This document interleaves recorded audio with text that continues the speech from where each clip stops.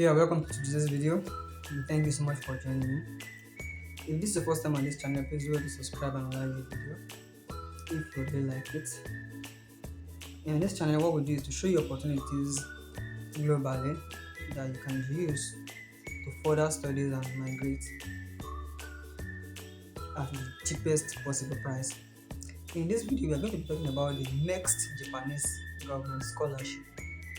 This is a very broad scholarship that has a very large coverage, and it is currently open for various countries. In this video, I'm going to be talking about an introduction to Japan, introduction to the mext scholarship, how to apply for the scholarship, eligibility criteria, academic requirements, benefits of the scholarship, and then required documents for the scholarship. So without much ado, let's quickly get straight into the video. So Japan is one of the most developed countries in Asia. It ranks at the same level with the likes of China. Japan is highly respected in Asia, and it has a very high standard of living, high standard of education, high standard of technology, research, and the likes. Concerning the standard of living, it is in the same class with most Western countries, and it can actually form a good international travel destination for many international students. So right now, as we speak, the next scholarship is open.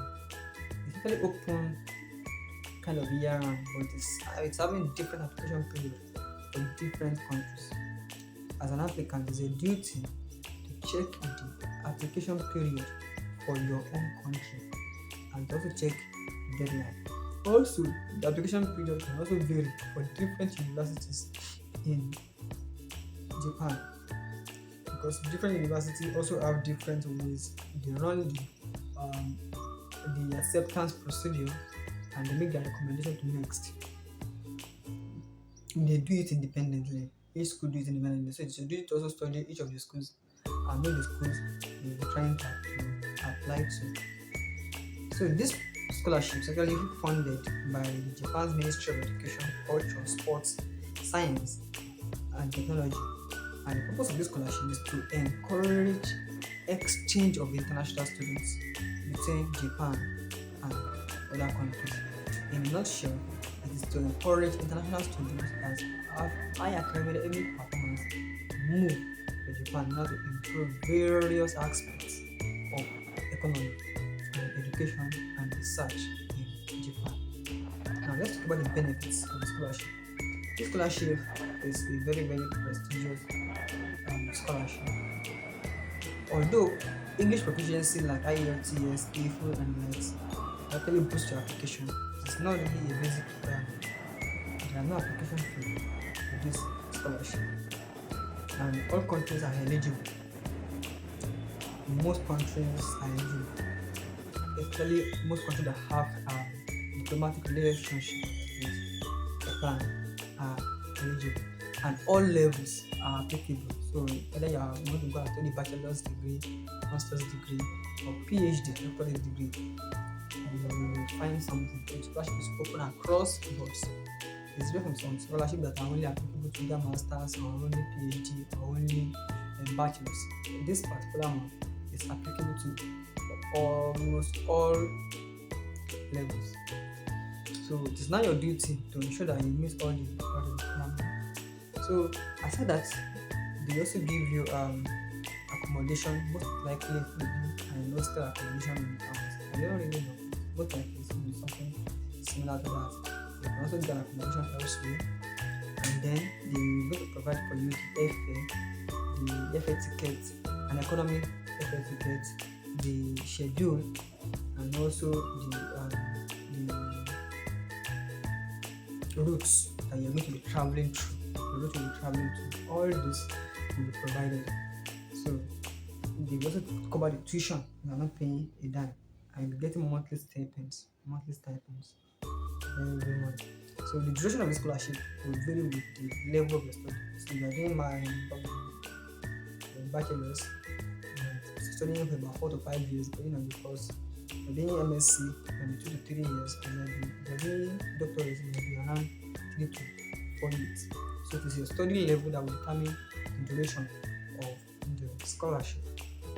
The deadline varies with different countries and different universities. So it is a duty as an applicant to check the deadline for your country and also the universities that are open during that period that is open to your country. So now let's talk about the required documents. This is very very important. It's important that you're able to supply all the required documents. Number one is that the next application form, you must submit it. You fill it and you submit it. You can load that on the application website. And secondly, if you are going for PhD, that means you must have a master's certificate and transcripts. So you get that and submit it. If you are going for master's, you get a bachelor's transcript and certificate and submit it. And if you want to go for bachelor's, you get your information from your secondary and primary education, you bring them together and you submit them.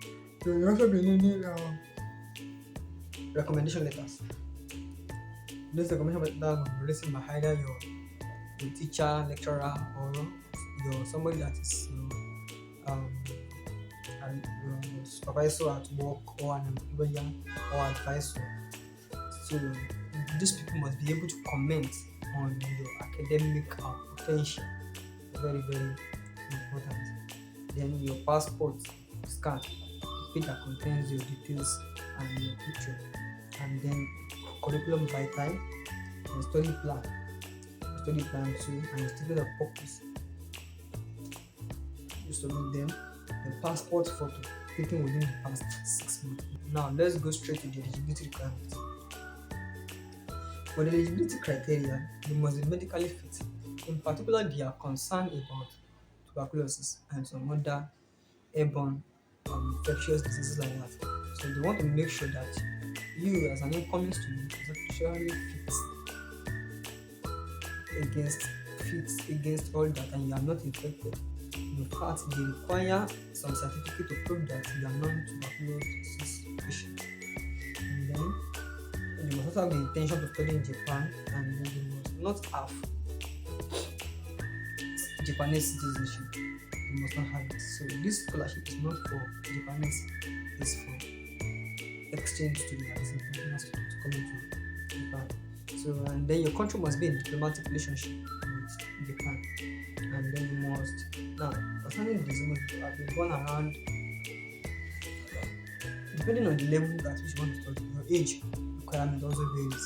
Some are saying around on or after April to 1992. Some are saying on or after April 1990. On or after April 1995. It varies. And it depends on the schools you are applying to and the country you are also applying to. The age varies. So you have to check and find the one that actually suits you to submit your application. So I was talking about the English proficiency requirements. If you have it, to boost application. If you don't have it, you can submit the application and then with the hope that you will be able to submit it maybe later or something like that. So if you are actually interested in this scholarship, this is the time to pay attention to it. Start doing your research about it. I will try to provide some links that will help you for this scholarship. I wish you God's favor in your application. But right now, this is another scholarship that you should pay attention to. Thank you very much for watching this video. I'll see you.